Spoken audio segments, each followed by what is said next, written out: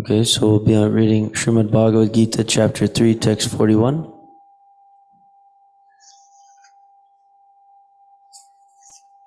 Everyone has it?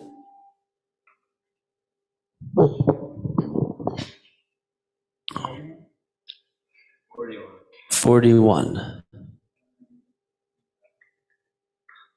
Yes, page 198 and 99. So Sanskrit together, please. Tasmat tvam indriyanyado yam yam ya paratarshava Bhapmanam prajahi yenam jnana vijnana nashanam. Translation. Therefore, O Arjuna, best of the Bharatas, in the very beginning curb this great symbol of sin, lust, by regulating the senses, and slay this destroyer of knowledge and self-realization. Text 42. Indriyani parayanyahur indriyebhya paramanaha manasastu parabudhir yo budhe paratastu saha. The working senses are superior to dull matter. Mind is higher than the senses. Intelligence is still higher than the mind, and he, the soul, is even higher than the intelligence. Text 43. Evam budhe param budhva samstabhyatmanam atmana jahi shatum mahabaho kama rupam sudam.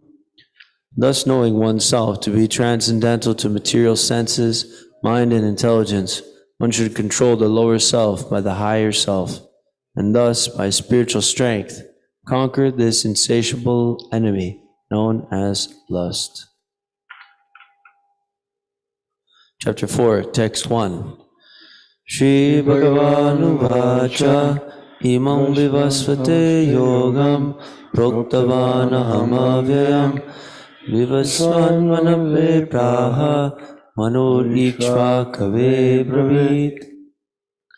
The Blessed Lord said, I instructed this imperishable science of yoga to the sun god Vivasvan, and Vivasvan instructed it to Manu, the father of mankind, and Manu in turn instructed it to Ikshvaku. Text 2. Evam parampara praptam amrajashayo vidu sakale neha mahata yogo nashta parantapa. This supreme science was thus received through the chain of disciplic succession, and the saintly kings understood it in that way. But in course of time, the succession was broken, and therefore the science as it is appears to be lost. Text 3. Sa evayam maya tedya yoga prokta puratanaha bhaktosi me sakha cheti rahasyam jetarutamam. That very ancient science of the relationship with the Supreme is today told by me to you, because you are my devotee as well as my friend. Therefore you can understand the transcendental mystery of this science. Text 4. Arjuna uvacha aparang bhavato janma parang janma vivasvataha katam etad vijnaneyam tvam ado proktavaniti. Arjuna said, the sun god Vivasvan is senior by birth to you. How am I to understand that in the beginning you instructed this science to him? Text 5. Shri Bhagavan Uvacha Bahuni me vyatitani janmani tavacharjuna tanyaham veda sarvani nattam vedha parantapa. The Blessed Lord said, many, many births both you and I have passed. I can remember all of them, but you cannot, O subduer of the enemy.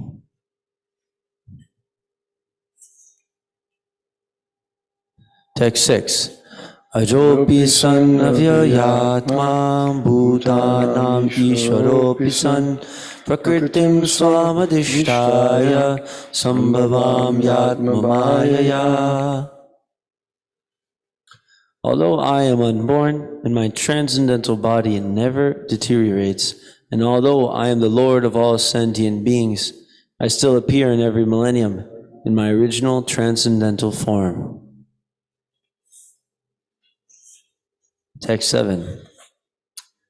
Yada yada hi dharmasya glanir bhavati bharata abhyutanam dharmasya tadatmanam srijamyaham. Whenever and wherever there is a decline in religious practice, O descendant of Bharata, and a predominant rise of irreligion, at that time I descend myself. So, 7, 8. This will be the last one. Text 8. Paritranaya sadhunam vinashaya chaduskritam dharma samstapanartaya sambhavami yuge yuge. In order to deliver the pious and to annihilate the miscreants, as well as to reestablish the principles of religion, I advent myself millennium after millennium. So return to chapter 3, text number 41.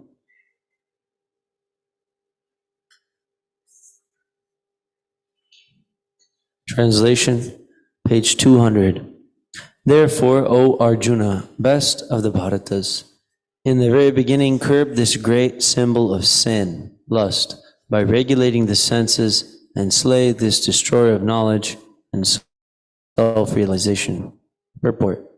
The Lord advised Arjuna to regulate the senses from the very beginning, so that he could curb the greatest sinful enemy, lust, which destroys the urge for self-realization, and specifically knowledge of the self.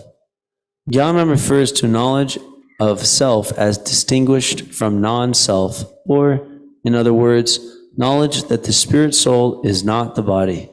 Vijnanam refers to specific knowledge of the spirit soul, a knowledge of one's constitutional position and his relationship to the Supreme Soul. It is explained thus in the Srimad Bhagavatam, Jnanam paramaguhyam me yad vijnana samanvitam sarahasyam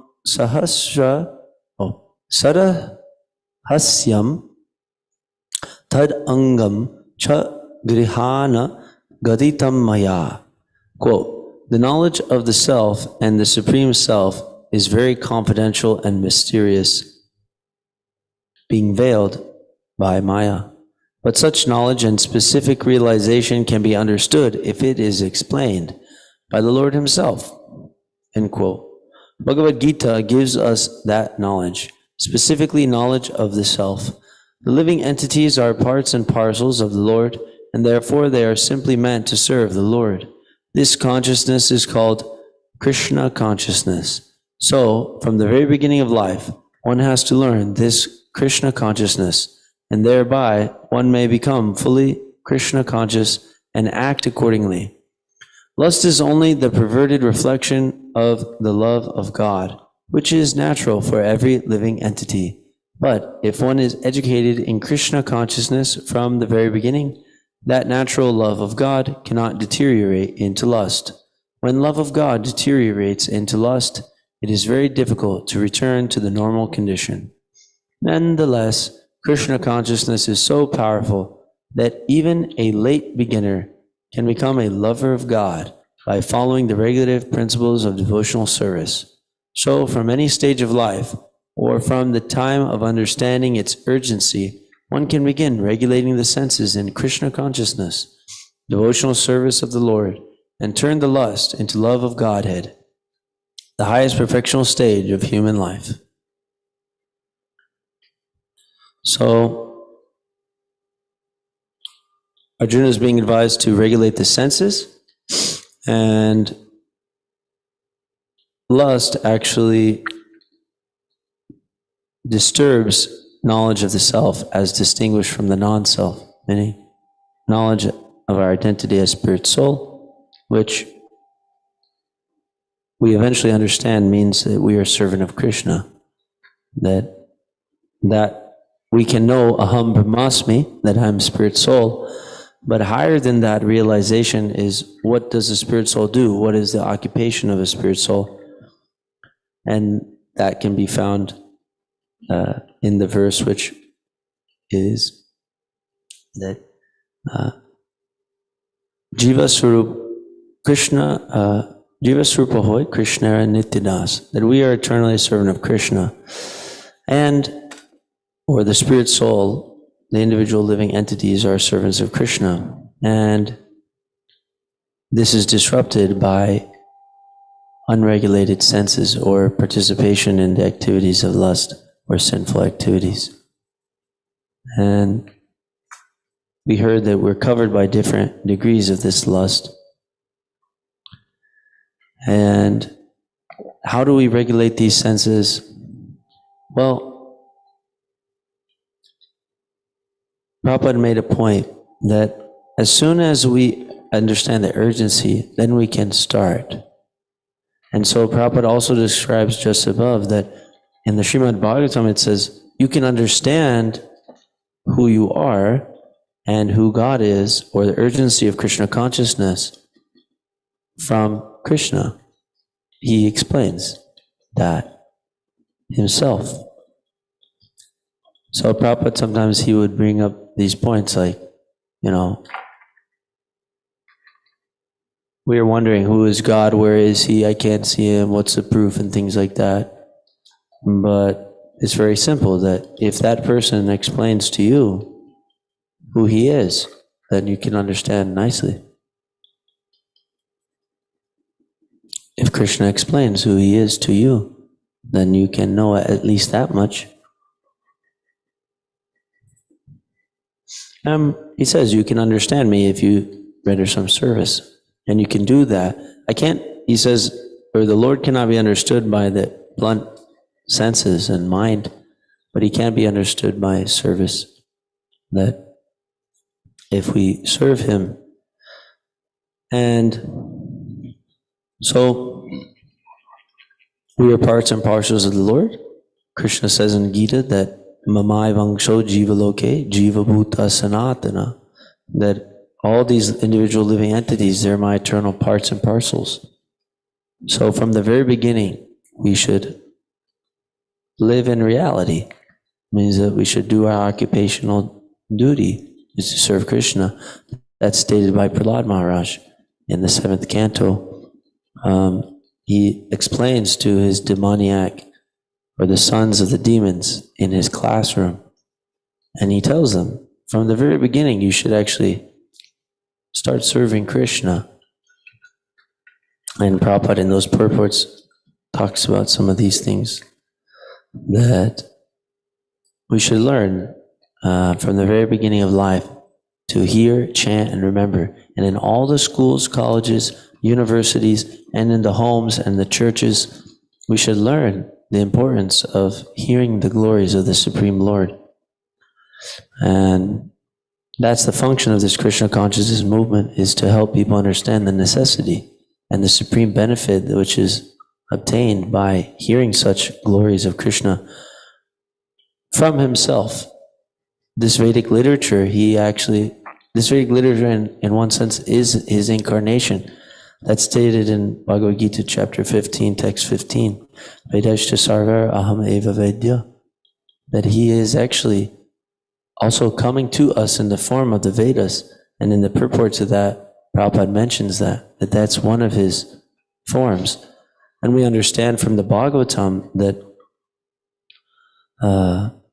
this Bhagavatam, and this Bhagavad Gita, it's written by an incarnation of Krishna himself. It's written by Vyasadeva Veda Vyas. And so he himself is, the Lord himself is divinely inspiring this literature. And that means it's not some mundane literature. This literature coming from the Lord himself is just like that literature, or it's just like, I forgot the analogy, but the crystal clear lakes where the swans actually reside. They're filled with lotuses, and it's a very wonderful place, which is relished by the swans. So there's different birds, different feathers. The swan-like devotees of the Lord, they relish these transcendental literatures, which even though they may seemingly be improperly composed, they're actually perfect, because the essence is there, that we are servants of God, we should serve Him, and we make an attempt to do that. And that's appreciated by the swan-like devotees. And that literature, which is not on the topics of the Lord, is like unto a pilgrimage place for crows. And so this knowledge is very special. It comes from Krishna. He himself wants to reveal himself to us, and he enacts his transcendental pastimes just to call us back. And what is that calling us back? He says, don't engage in this, this lie that we can actually relish some pleasure here in the temporary, world, in forgetfulness of Him.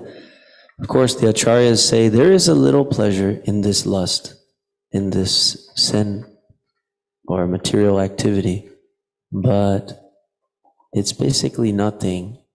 It's like a drop in the desert when you're very thirsty, So it doesn't do much. This is called, chapala sukha, right? It's a flickering happiness, which is relished through this sinful activity. And Prabhupada, in the Nectar of Devotion, he explains that you can actually experience a rasa, which is some mellow or you can relish some taste from service, because that is actually our constitutional position as a living entity, is to serve something.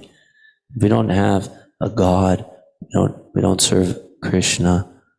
If we don't serve our family, we'll serve some dog or cat.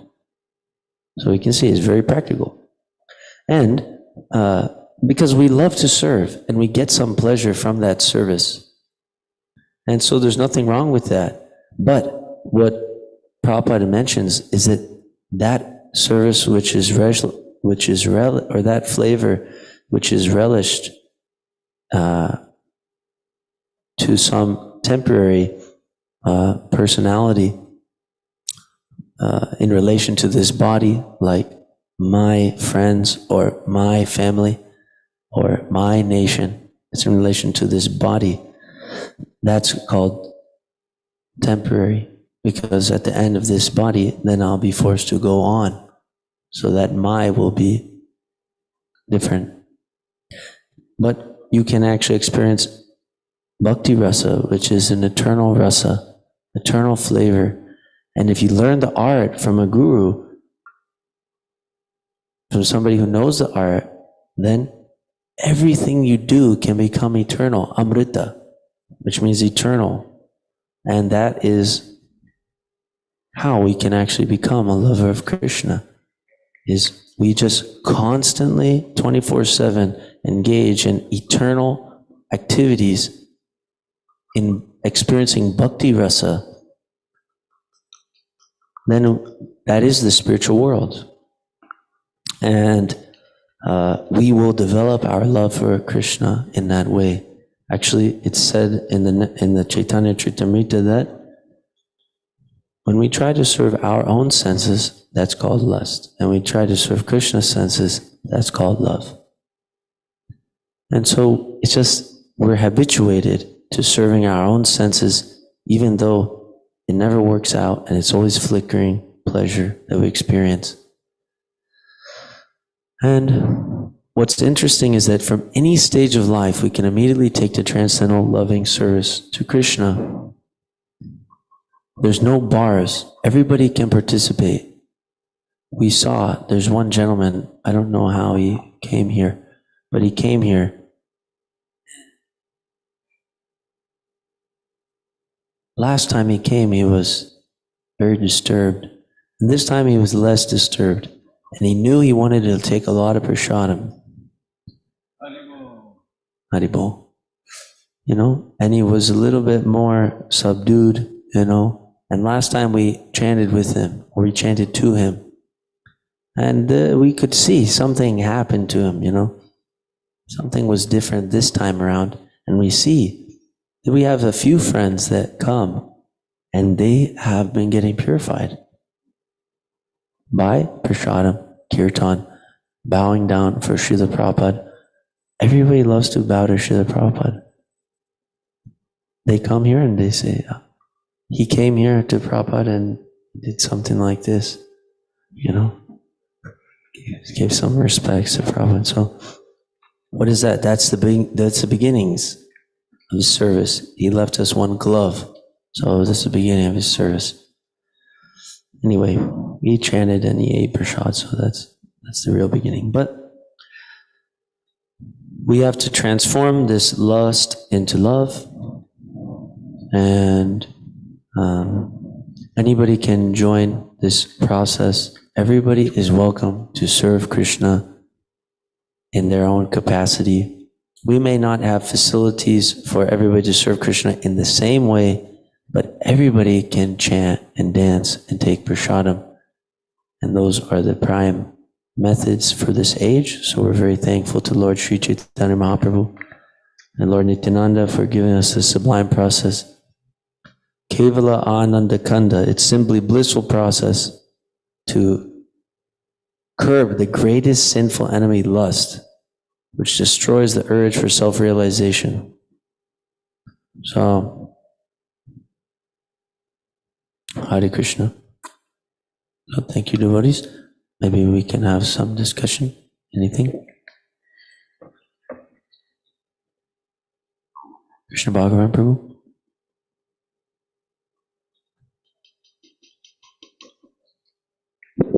Hare Krishna, Hare Krishna.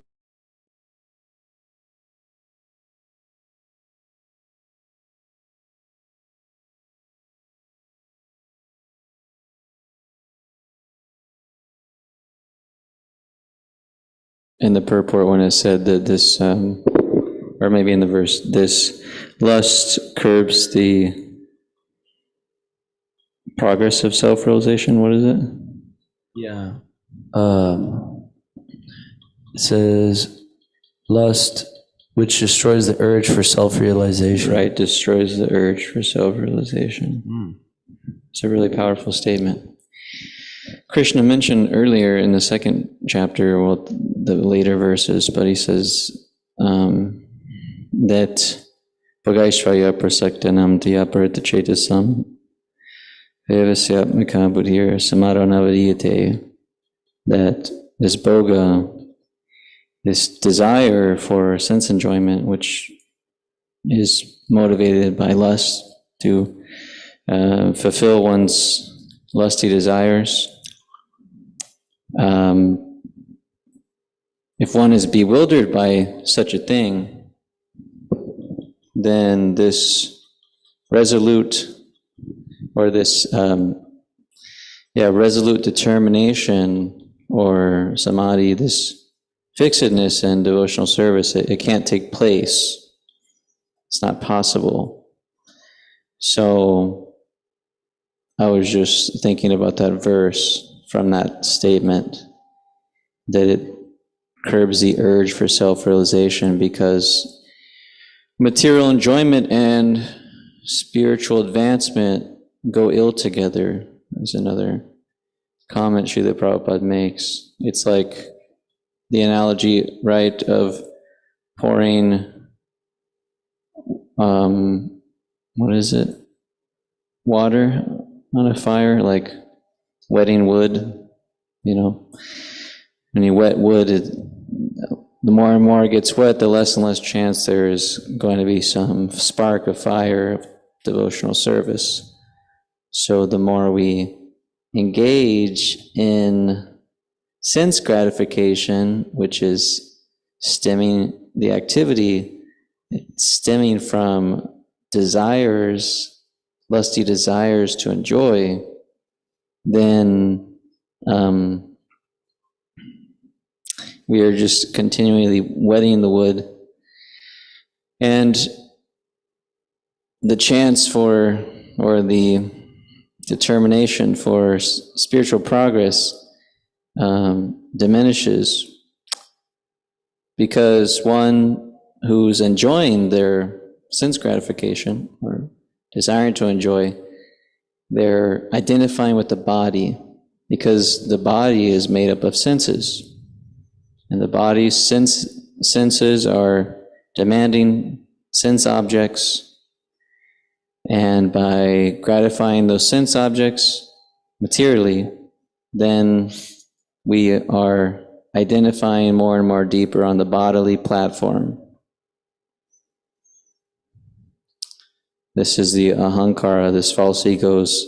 You're strengthening the concept that you're this body, because your activities are actually saying, I'm the body, I'm meant to enjoy this sense object. I'm meant to get pleasure from this body through this thing.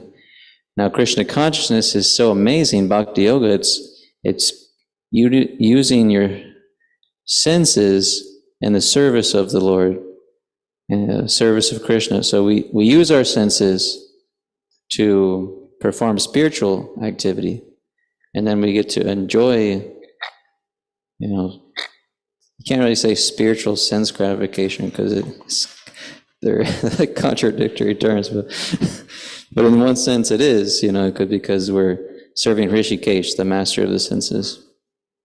So that's the point. But then by serving Krishna or Rishikesh, the master of the senses, then our senses naturally get pleased, whereas lust is serving our senses to gain some pleasure without Krishna.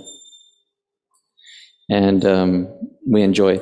The self-realized persons say that this contact with our senses, with sense objects, this is actually the birth of distress, misery. Yehi samsparshaja bhoga. This is the source of the distress in the material world. Stress of our existence is this contact with our senses from our body and mind with the sense objects. And so therefore, they are not interested at all in such contacts. When we say sense objects, we mean forms from our sense of sight. We see forms that we would like to enjoy with our eyes. And sound, hearing beautiful sounds that are material sounds in the world, mundane music, animals singing, different things, et cetera, et cetera. So that contact with our senses, with those sense objects, and that is mundane, that's the source of our distress in the material world.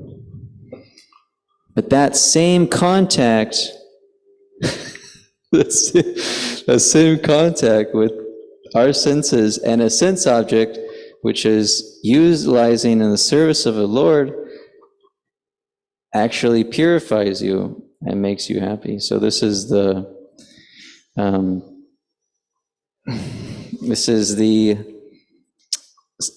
sublime nature of Krishna consciousness, is that you just use your body, use your mind, do the same things you're doing, more or less.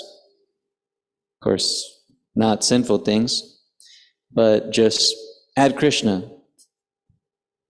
If you want to smell nice smells, smell the incense is offered to Krishna, or every day we smell flowers. If you want to hear nice things with your ears, then we hear kirtans and we hear classes on Bhagavad Gita and Srimad Bhagavatam, and anything in relation to Krishna. We hear about our services, we hear so much things we can gain knowledge about of our services. And like this. And if we want to taste nice things, then we taste Krishna Prasadam. Ki Jai. Jai. Hare Krishna, thank you. Thank you, Prabhu. Dr. Fred?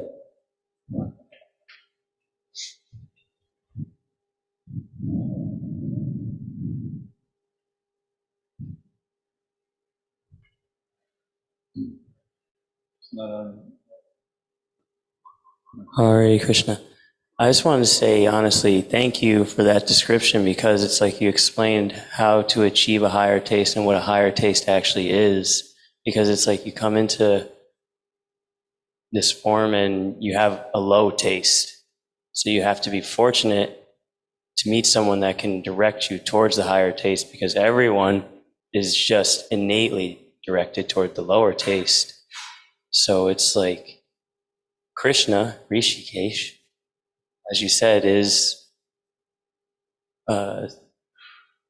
controller of the senses, and therefore, like, he is the higher taste. And the way that we get that higher taste is through devotees, because we're all seeking Krishna's association, and the only way we can get that is through devotees. Correct? So higher taste is like, essentially, this whole movement is the higher taste. The 24/7 till we meet death is the higher taste. We have to somehow or other be situated in that, regardless of how we essentially feel, but try to chant and be happy. And appreciate that Srila Prabhupada existed or within the past 60 years to give us this information. And I also want to apologize to every devotee here for leaving and ask for forgiveness. Hare Krishna.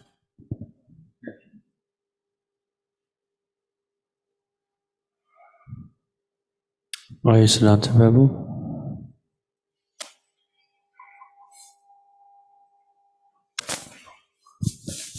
Hare Krishna. Thanks for a nice class, Prabhu. We often, I was enjoying your point about how we can't enjoy, and on the basis of our temporary nature, right?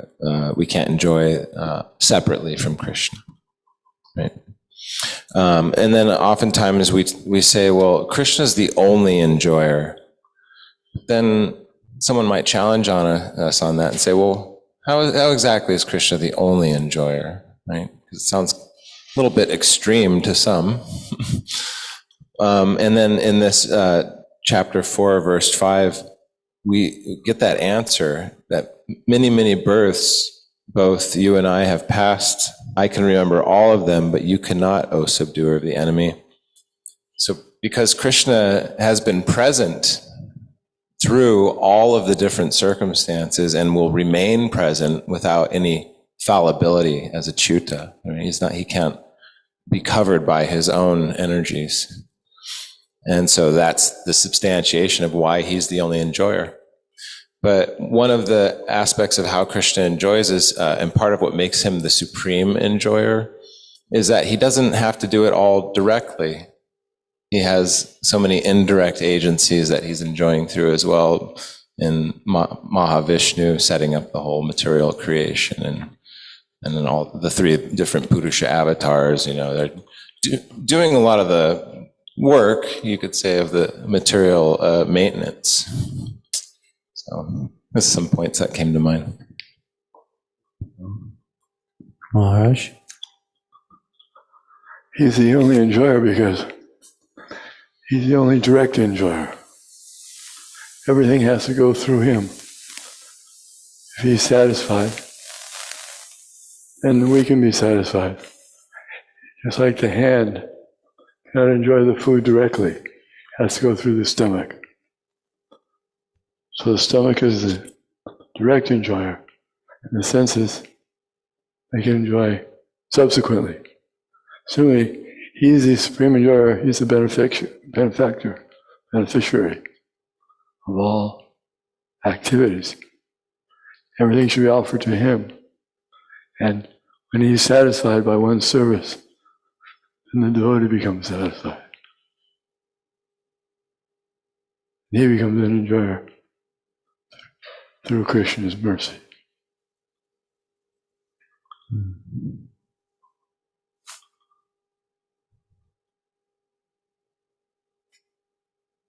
Jai Keshava Prabhu Ji.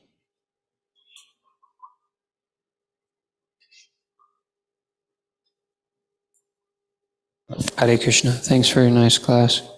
I have a question that came from Maharaj's statements. Is if we're not satisfied, then does that mean Krishna is not satisfied?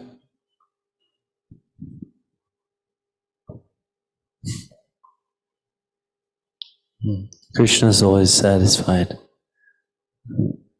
My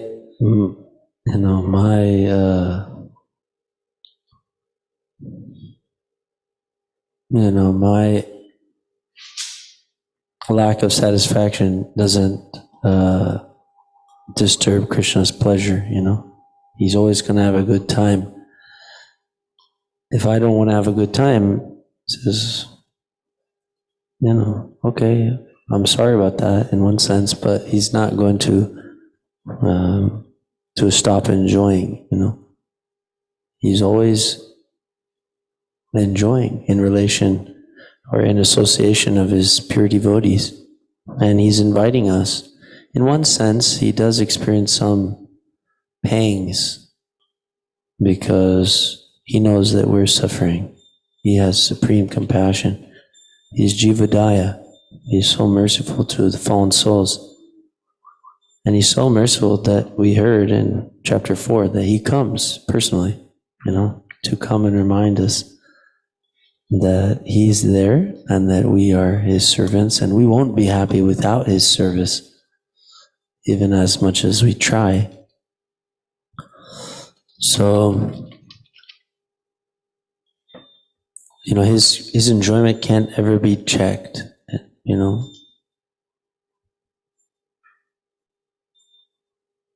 Dr. Fred, did you have something else?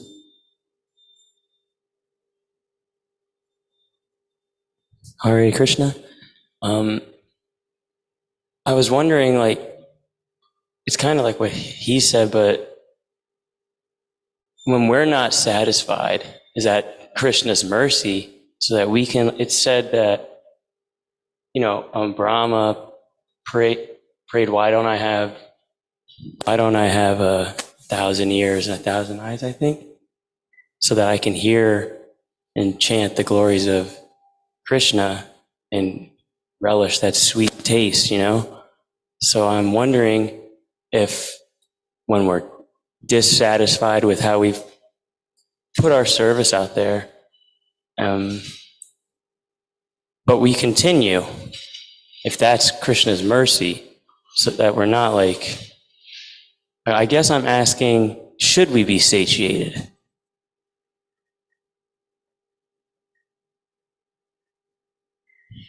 Well, we have a hankering, propensity that actually comes from Krishna. Krishna is always hankering to serve his unalloyed devotees. And that's our hankering as individual spirit souls, is to serve Krishna in newer and newer ways, fresher and fresher ways, and better, improved ways. So in our current state, we're hankering after some more sense gratification, for the temporary satisfaction of this body.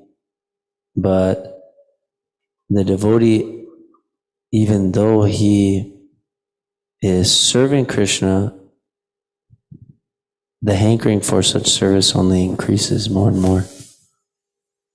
And actually, when you serve Krishna, then you hanker to serve him more, which is so nice. It's like such a gift, because we're struggling to desire to serve Krishna, Our desire is in that other direction, towards our personal sense gratification. But by the mercy of the acharyas, which you mentioned, and which is mentioned in the beginning of chapter 4, through this parampara, the devotees, they teach us, you should want to serve Krishna because that's who you are. You're a servant of Krishna. You'll be happy that way. And Krishna's so beautiful. He's so nice. He's so artistic, whatever it may be, that is attractive to us. That's within Krishna. So then we say, oh, that sounds cool. I'd like to serve Krishna and experience unlimited pleasure in service to him. Okay, so then we may desire in that direction. So whenever we do hanker in that direction and we act on that and serve, then our hankering only increases. Krishna Bhagavan Prabhu.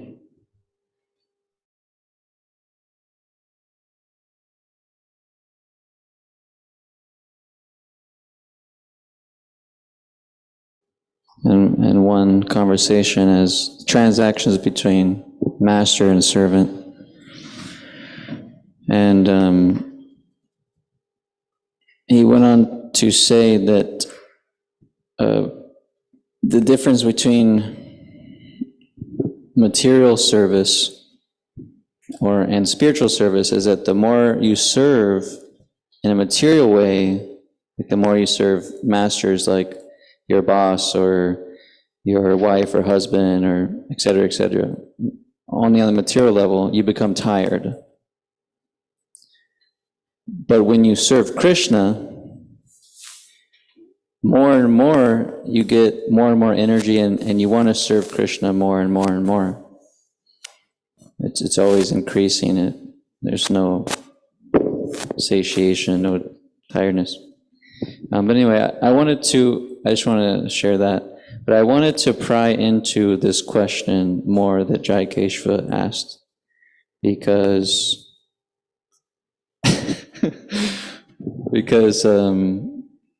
you answered very nicely, and it was like a different way of thinking about it.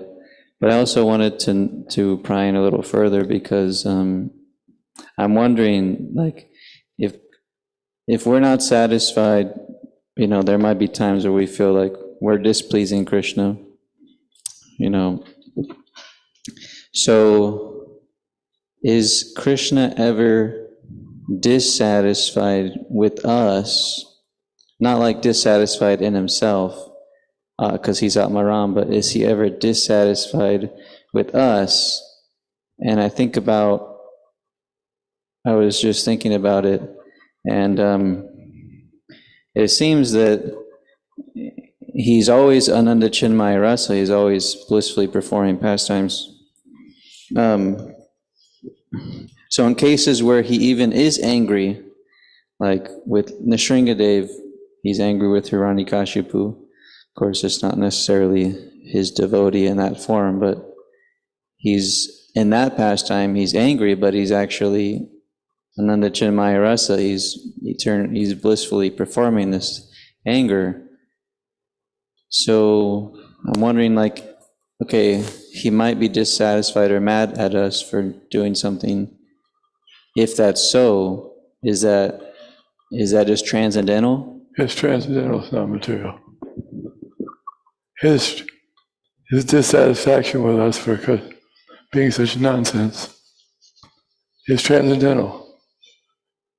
You want to repeat that, or so that everyone can understand?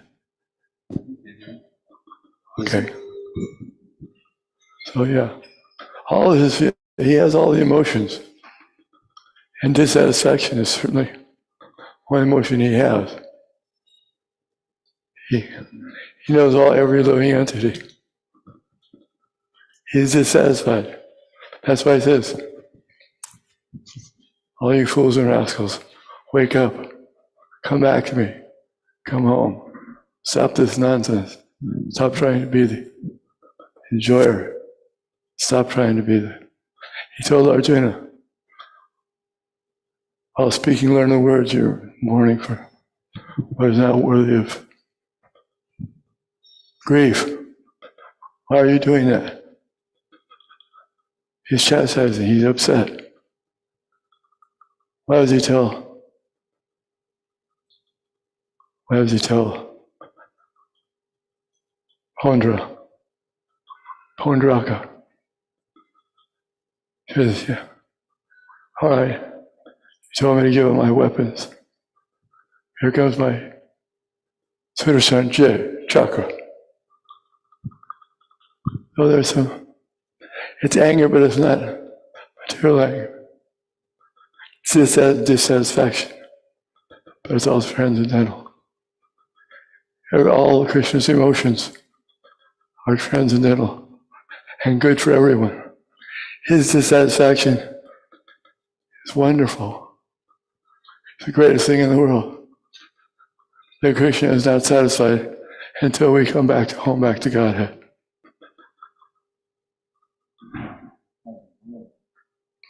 Jai. Bhagavad Gita ki jai. Srila Prabhupada ki jai. All glories to the assembled devotees. Excuse me.